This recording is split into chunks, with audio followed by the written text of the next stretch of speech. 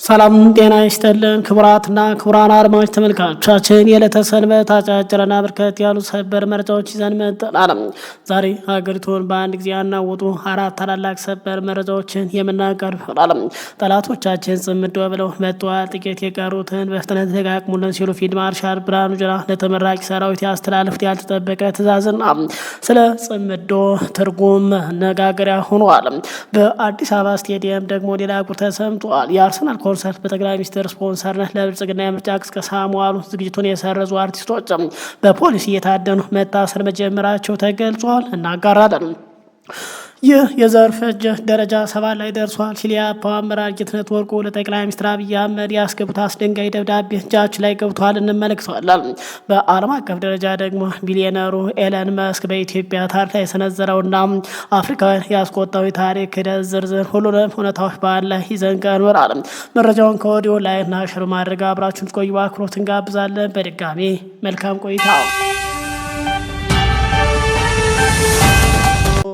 የ1960ዎቹ ስትራቴጂ ነው። ፊልድ ማርሻል ብርሃኑ ጁላ ስለ ጽምዶ ያልተጠበቀ ነገር ተናግረዋል። ጽምዶ ማለት ምን ማለት እንደሆነ ለሰራዊታቸው በይፋ ሲናገሩ ተደምጠዋል። ከትግራይ ጦርነት ማግስት በኋላ በገዢው መንግስትና ሻዕቢያ መካከል ጥል መፈጠሩ ተከትሎ ከዚህ በተጨማሪ በገዢው መንግስትና በህወሓት መካከል ፍጥጫው በጨመረበት ሰዓት በተለይ በትግራይና ኤርትራ መካከል ተፈጠረ የተባለው ጥምረት በኋላ ወደ ወታደራዊ መንገድ አድጎ በርካታ የገዢው መንግስት ተፋላሚ ኃይሎችን መያዙ በመንግስት በኩል የሚነገር ጽምዶ መፈጠሩ ይነገራል። ስለ ጽምዶ ገዢው መንግስት በተደጋጋሚ በሚሰጠው መረጃ ህወሓት፣ ሻዕቢያ፣ ፋኖ ያሉ ጨምሮ መንግስት የሚፈራቸው ኃይሎች በጋራ የመሰረቱ መሆኑ በተደጋጋሚ ሲገልጽ ቢደመጥም የኤርትራ መንግስት ትናንትና ለተመድ በጻፈው ደብዳቤ ጽምዶ ማለት የትግራይና ኤርትራ ህዝብ መካከል የተደረገ ግንኙነት መሆኑን በገለጹበት ሰዓት ፊልድ ማርሻል ብርሃኑ ጁላ ስለ ጽምዶ አነጋጋሪ ንግግር ሲያደርጉ ተደምጠዋል። ፊልድ ማርሻል ብርሃኑ ጁላ ቃል በቃል እንዲህ ነው ሲሉ የተደመጡት ጠላቶቻችን ጽምዶ ብለው መጥተዋል። ጽምዶ ዛሬ የተፈጠረ እንዳይመስላቸው። ጽምዶ የ1960ዎቹ ስትራቴጂያዊ ነው። ስታስታውሱ ከነበረ አንብባችሁ ከሆነ ትንሽ ከእናንተ ቀደም ስለምን በደንብ የምናውቀውን ነገር ለእናንተ ማስተላለፍ ያለብን ነገር የ1960ዎቹ ትውልድ እየተባለ ብዙ ጊዜ ይነገራል፣ ትሰማላቸው። የ1960ዎቹ ትውልድ ማለት የዛሬ ጽምዶ ማለት ነው ሲሉ ተደምጠዋል። የዛን ዘመን ትውልድ ማርክሲዝም ሌኒዝም እያለ ታሪካዊ ጠላቶቻችን እየጋበዘ ሞቃዲሾ እየሄደ ካይሮ እየሄደ ኃይል እየሰበሰበ የሱዳን የግብጽ የኤርትራ ቅንጅት መፍጠር የኢትዮጵያን ከባህር በር የማባረር ዘመን ነበር። የ1960ዎቹ ትውልድ ያን ጊዜ ካይሮ ሂደው ደጅ ጥኑ ነው። ያን ጊዜ ካርቱም ሂደው ደጅ ጥኑ ነው። ያን ጊዜ ሞቃዲሾ ሂደው ደጅ ጥኑ ነው። የነዛ ድባሪ ተላላኪዎች የነፈርቆ ቤተሰብ ተላላኪዎች የካርቱምና አጠቃላይ ተላላኪዎች ግን ባህር ፈጥረው የዛሬ 60 ዓመት ኢትዮጵያ ከባህር በማባረር ኢትዮጵያ በእርስ በርስ ግጭት በማዳከም በቀጠናው ትርጉም ያለው ሀገር እንዳትሆን በቀጠናው የአባይን ውሃ እንዳትጠቀም ሲደረግ ነበር። አጠቃላይ ተሳክቶላቸዋል። ከባህር በር አስወጥተውናል። ያልተሳካው አባይን መገደብ የማትችል ሀገር መፍጠር ነበር። እሱ ፈጽሞ አልተሳካም። ባህር በር የማባረር ግን ተሳክቶላቸዋል። የተሳካለት ምክንያቱም እነሱ ጎበዞች ስለሆኑ ጀግና ስለሆኑ አይደለም። እነሱ ባንዳ ስላገኙ ነው። የገዛ ሀገሩን የሚወጋ የገዛ ሀገሩን የሚያዳክ እርስ በርሱ የሚጨፋጭ የራሱን መንግስት የሚያፈርስ የኢትዮጵያን ኢኮኖሚ የሚያዳክምና ለጠላቶቻችሁ ሁኔታ በአጠቃላይ በር የሚፈጥር ማአት ባንዳ ከውስጥ ስለተገኘ ነው ሲሉ ተደምጠዋል። አሁንም እሱ ነው። አሁንም እየተደረገ ያለው እሱ ነው። ያን ጊዜ የነበሩ ባንዳዎች መልካቸውን ቀይረው እንጂ ያሉት እነሱ ናቸው። አዎ እነሱ ናቸው። ዛሬም ታሪካዊ ጠላቶቻችን ምቀኛ ጎረቤቶቻችን ተቀናጅተው የውስጥ ባንዳ ቅጥረው አገራቸውን ለማፍረስ እየሰሩ ያለበት ጊዜ እንገኛለን።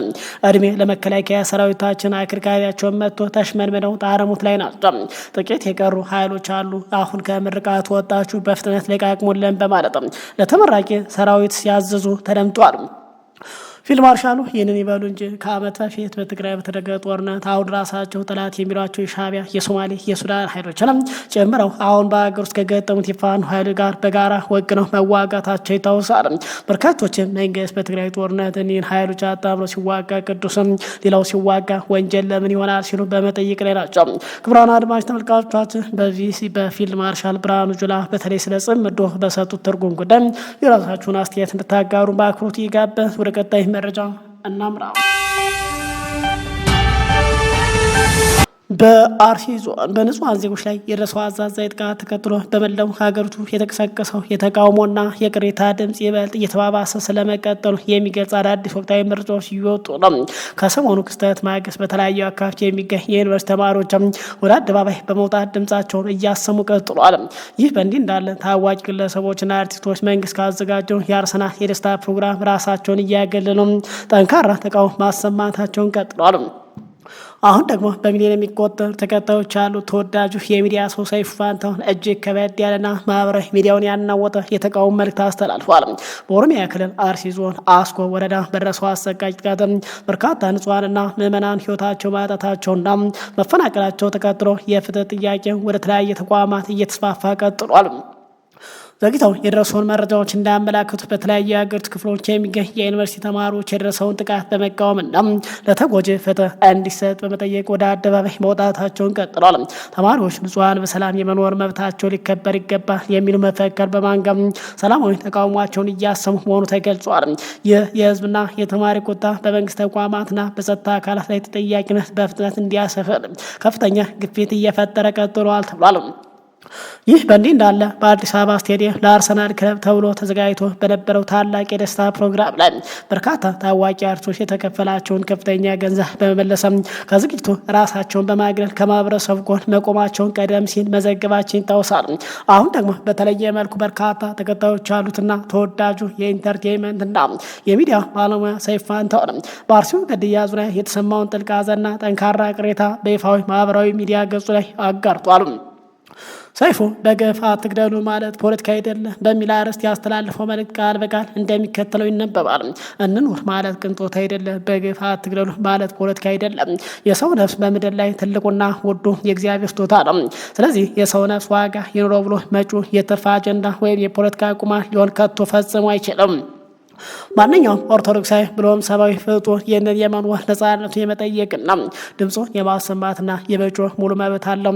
ዝምታ የሞት አጋዥ መሆን ነው በማለት ሰይፉ ፋንታሁን ለአርሲ ተጎጂዎች ፍትህ እንዲሰጥ የጠየቀ ሲሆን መልእክቱን ፍትህ ለኢትዮጵያ ኦርቶዶክሳውያን በሚል ጽኑ ቃል አጠቃሏል።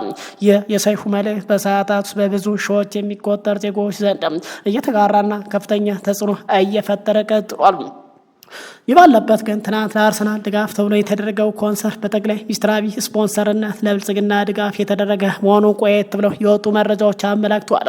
ለአርሰናል ድጋፍ ተብሎ በተወጣው ኮንሰርት ላይ የጠቅላይ ሚኒስትር አብይ ባነሮች ተይዘው ምርጫውን አብይ ያሸነፈው ወዘተ የሚሉ ባነሮች መታየታቸው በርካቶችን አጀብ አስብሎ ቀጥሏል። ከዚህ በተጨማሪ በትናንትናው ኮንሰርት ላይ አርሲ በተፈጸመው ጥቃት የተነሳ ኮንሰርቱን የሰረዙ አርቲስቶች፣ ታዋቂ ሰዎች በፖሊስ ታድነው በመታሰር ላይ መሆናቸው መረጃዎች እየወጡ ይገኛሉ። ይህ ባለበት በአርሲው ጥቃት ለጠቅላይ ሚኒስትር አብይ አህመድ ጠንከር ያለ ደብዳቤ መግባቱ ቀጥሏል። ለጠቅላይ ሚኒስትር በይፋ የተጻፈው ይህ ግልጽ ደብዳቤ በመጀመሪያ ጠቅላይ ሚኒስትር በምስራቅ አርሲ አስኮ ወረዳ የደረሰውን ፍጅት በይፋ ማውገዛቸውና በበጎ እንደሚመለከተው ይገልጻል። ሆኖም ግን ጉዳዩ ከምርጫ መስተጓጎል ወይም ከተራ ሽብርተኝነት የላቀ መሆን በማስገንዘብ ዓለም አቀፍ የዘር ማጥፋት ጥናቶች የሚያመለክቷቸው የደረጃ መሰላሎች አሁን ካለው የሀገሪቱ ተጨባጭ ሁኔታ ጋር በማገናኘት እንደሚከተለው ያብራራል። ደብዳቤው በጥናቶች ላይ ተመስርቶ እንዳስቀመጠው ሰዎችን በማንነታቸው ነጥሎ ለማጥፋት 9 ደረጃዎች አሉ ይላል። እነሱም 1ኛ ማግለል፣ 2ኛ መፈረጅ ምን ወይም ምስል መፍጠር፣ 3ኛ ማጠልሸት ወይም ከሰውነት ማውረድ፣ 4ኛ በዚያ አስተምሮ ላይ መደራጀት፣ 5ኛ መካረር፣ 6ኛ ዝግጅት፣ 7ኛ መግደልና ማፈናቀል፣ 8ኛ ሙሉ በሙሉ ማጥፋትና 9ኛ ከድርጊቱ በኋላ መካር ናቸው። ደብዳቤው አክሎ በአሁኑ ወቅት ያለው ሁኔታ በደረጃ 7 ላይ እንደሚገኝና ጉዳዩ ተባብሶ ወደ 8ኛው ደረጃ እንዳይሸጋገር ከፍተኛ ስጋት እንዳለው ያስጠነቅቃል።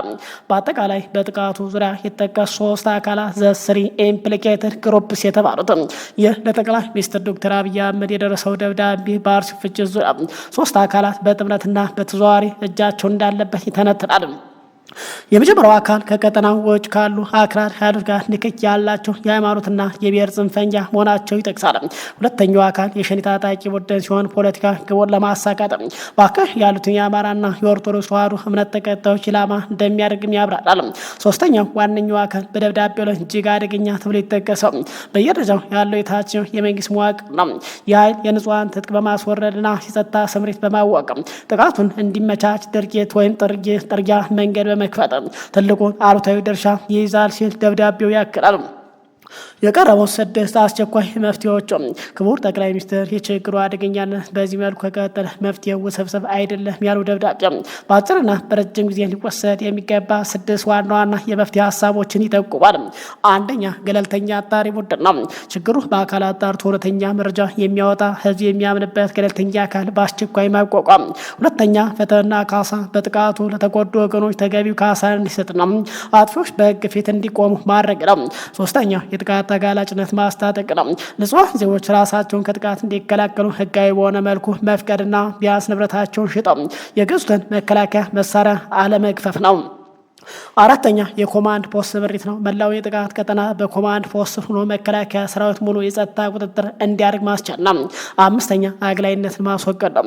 ስር የሰደደውና የተወሰኑ የህብረተሰብ ክፍሎችን ብቻ የሚያገሉ አሰራሮችና ፖሊሲዎችንም ሙሉ በሙሉ ማስወገድ ነው ይላል።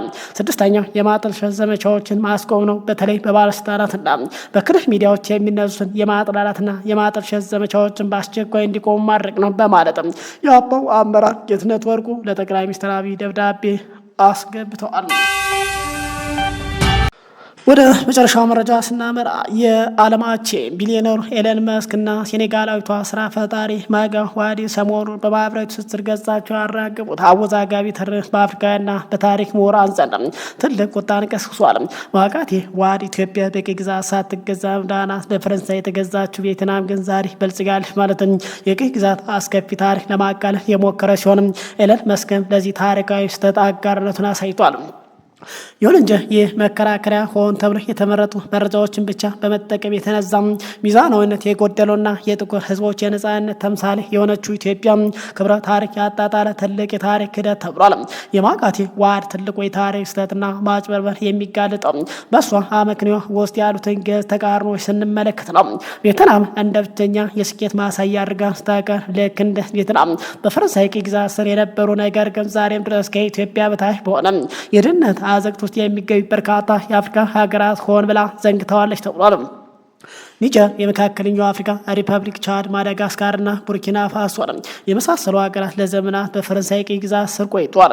ይሁን እንጂ ዛሬ በነፍስ ወከፍ ገቢያቸው ጂዲፒ ፐር ካፒታል ሆነ በሰብአዊ ልማት ጠቋሚነታቸው ከኢትዮጵያ በእጅጉ ያነሱና በዓለም መጨረሻ ላይ እንደሚገኙ ያትታል።